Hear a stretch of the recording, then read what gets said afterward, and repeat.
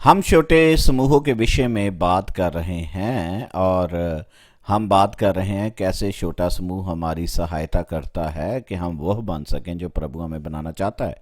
और आज मैं आपके लिए परमेश्वर के वचन में से एक वचन पढ़ना चाहता हूँ।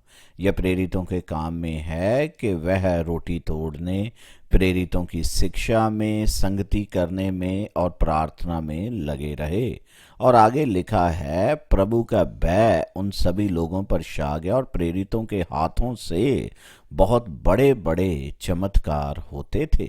आप देखिए, जहां लिखा है कि जब वह एक साथ एकत्र होते थे तो वह रोटी तोड़ते थे, प्रेरितों की शिक्षा में लगे रहते थे, संगति करते थे, वह पारदर्शी थे, प्रार्थना में लगे रहते थे और उनके समूह के ऊपर परमेश्वर का भय था।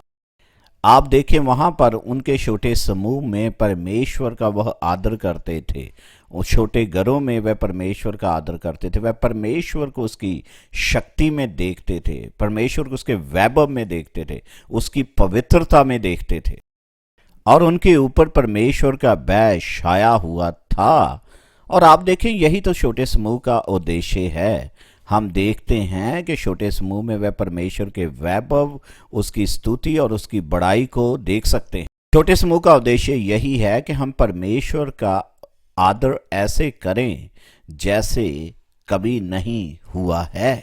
जब हम छोटे समूह में एकत्र होते हैं, परमेश्वर का आदर करना सीखते हैं, उसकी स्तुति करना सीखते हैं, उसकी प्रशंसा करना सीखते हैं, क्योंकि प्रभु यीशु ने कहा, जहाँ 2 या 3 मेरे नाम में एकत्र होंगे उनके बीच में मैं हूँगा। और इसीलिए छोटे समूह में कुछ पवित्र होता है।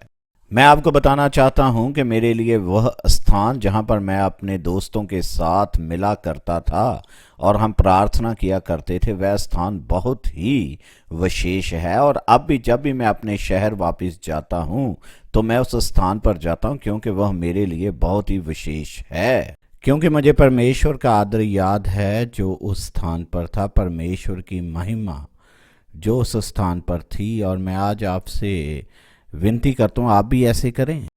और उसी आदर में परमेश्वर का भय होता है। मैं आपको उत्साहित करना चाहता हूँ कि आप भी अपने छोटे समूह में मिलें, ताकि आप एक स्थान में परमेश्वर की आराधना कर सके अपने छोटे समूह में, और परमेश्वर अपने आप को आपके ऊपर प्रकट करे।